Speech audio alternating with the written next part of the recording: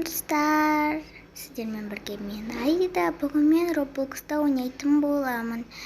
Енді мен бірінші қалай зарегистрация ету екен көрсетемін. Бірінші мына жерде регистрация деген батымнан басамыз. Сосын дата рождения дегенді басып, датаны. Сосын жерге любойын таңдайсыздар, бірақ мынау 2005-тен аспау керек. Сосын осы жерде любой имя пользователя мына жерге ағылшынша жазыла саласыздар. Так, дұрыс па? Болды. Енді парольға қалағандарыңызды қоясыздар. Так, 8 знактан болу керек екен. Так, мен қыздым.